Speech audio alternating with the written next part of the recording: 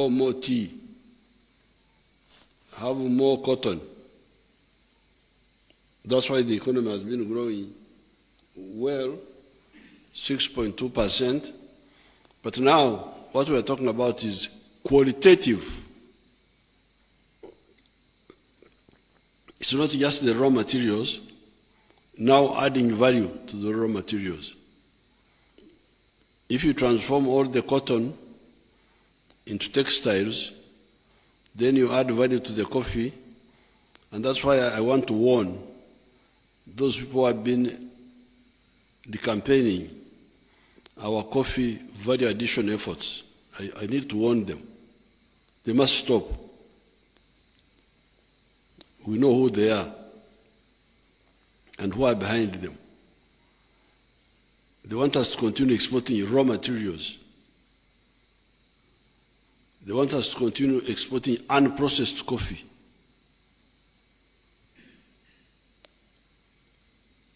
They want us to keep on importing dead people's clothes from outside instead of developing our textile industry.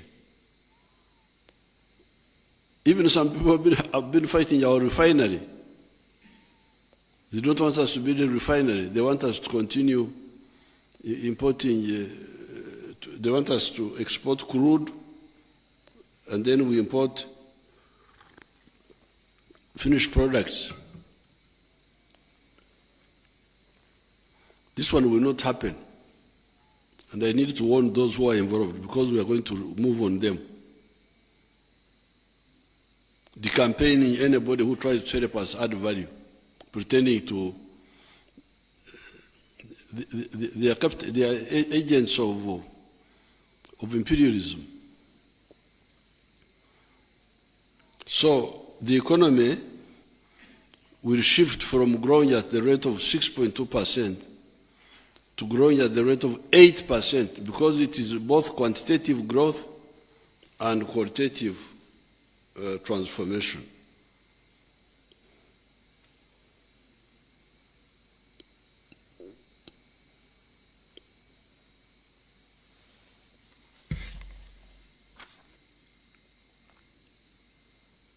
Let me repeat that section. The implementation of the interventions to accelerate economic growth through productivity improvements and value addition to our abundant raw materials in the anchor sectors of agro-industrialization, oil and gas, mineral development, tourism, and knowledge economy development will shift the economic growth path to a level of 8% per annum on average over the medium term. This is what I was explaining. Not just growing more coffee, growing more, having more cows. No. It is because those are all raw materials. If I export unprocessed coffee, I get $2.5 for the very good coffee per kilo, what they call screen 18. But if I add value to that kilo, I get $40. This is what these people don't want us to do. They want us to continue exporting unprocessed coffee to be roasted in Italy, in I don't know where. Those people get all the money, get all the jobs, and for us we continue getting this the residue at the bottom. This is not acceptable. And the agents are very active, agents of the imperialists. Mao Zedong called them comprador bourgeoisie, agent bourgeoisie.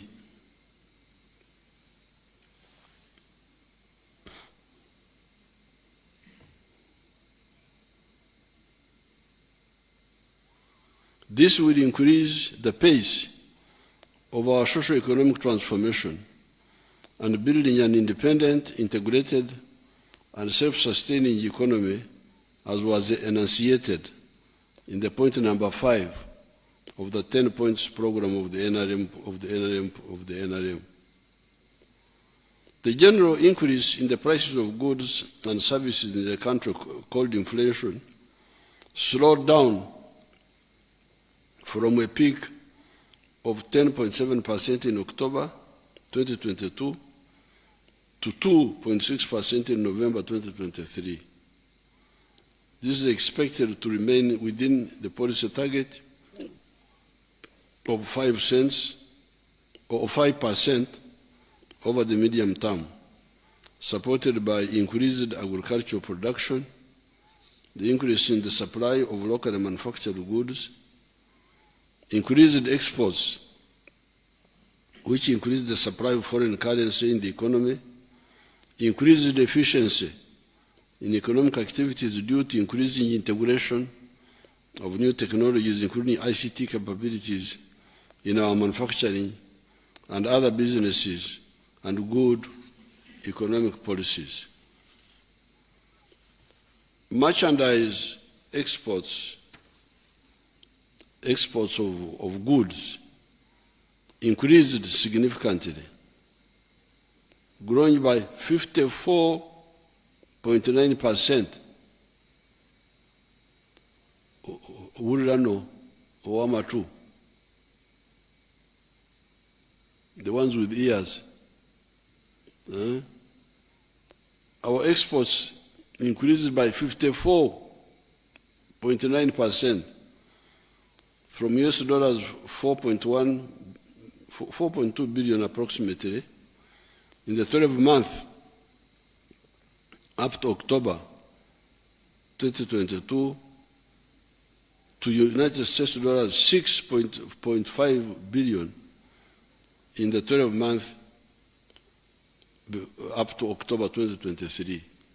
So between that year, October 2022, October 2023, the exports grew from $4.2 billion to $6.5 billion, a leap of 54.9%, largely driven by gold, coffee, and maize exports. Imports grew by 26%, 26.2%, much slower than the growth in exports. Although our imports increased, but for them they increased at 26%. But the exports increased by 54% in the same period. Much slower than the growth in exports, resulting in the narrowing of the trade deficit by 11.2% in the same period. Because we still have a deficit globally,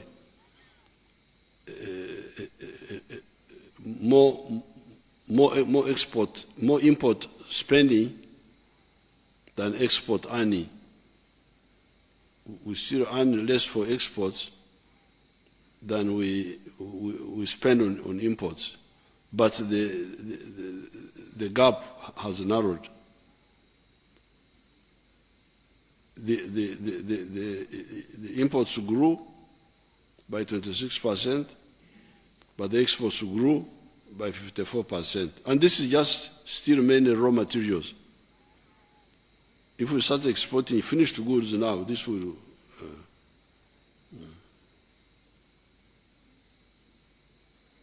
This is the main reason why the Uganda shilling has remained stable.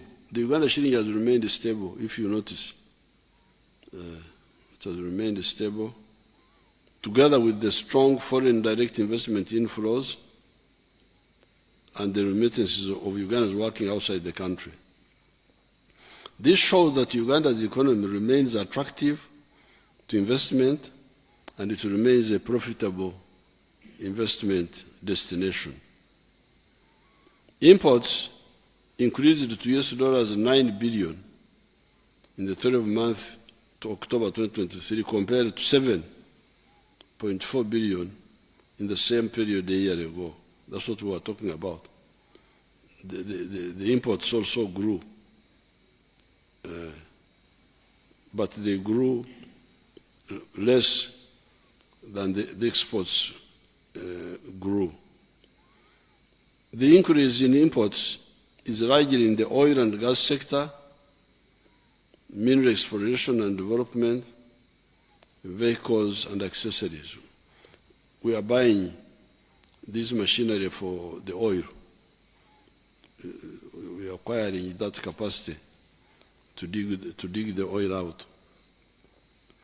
Export receipts are expected to increase even further as Uganda accelerates the production of light manufactured goods and mid or high-tech industrial products through value addition, especially to the abundant mineral reserves the country has. To accelerate the process of value addition, the government is reducing further the cost of electricity for manufacturers, improving transport infrastructure, including roads and railways, eliminating bureaucracy in the government, especially in procurement, in order to attract new investments and technology transfer, making available affordable capital, and intensifying the fight against corruption through accelerating automation of government processes, frequent audits of government interventions, and rationalization of government institutions and departments. The fight against corruption is not as difficult as people think. You will see in the coming days how we are going to cause a lot of casualties among the corrupt people. Some few months ago, I hear that the Minister of Finance created a group to audit the employees, find out whether there are ghost employees. And within a short time, they have found a big number. Auditor General, I think the finance told Auditor General. Now, Auditor General, instead of giving the report to finance, went to Parliament. Now, this is not a political matter. So I'm going to write to CID to go for these people. Because this is not political. Committee of Parliament. Committee of Parliament is not CID. This is trying to divert now. Now you will see these people who are, they are not clever. The money is coming from a known source.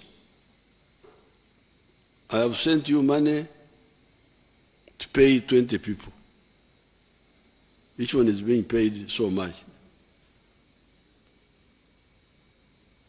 You go and you pay 25. You create artificial people.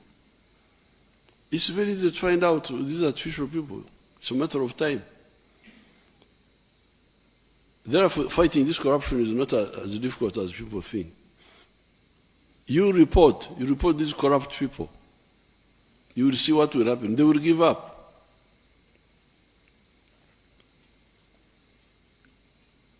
By the time we run out of space in Ruzira, people will have lost appetite for corruption.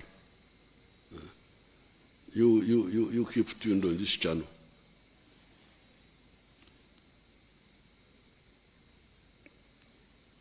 The East African community, as a single trade bloc, remained the major destination of Uganda's exports in the 12th month to October 2023, accounting for 43.5%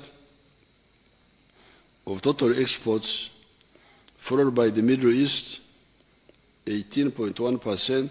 Kusibudde wano, amanya nze Essential wakatera yenze amataga tafa, subscribinga, liking ate sharinga, tetekako ne ka notification bell wetekayo video yonna empya obeere nga gwe na mukisa asoose okugiraba. Kulwa Katonda n'ensi yange mbasiibuliddewo.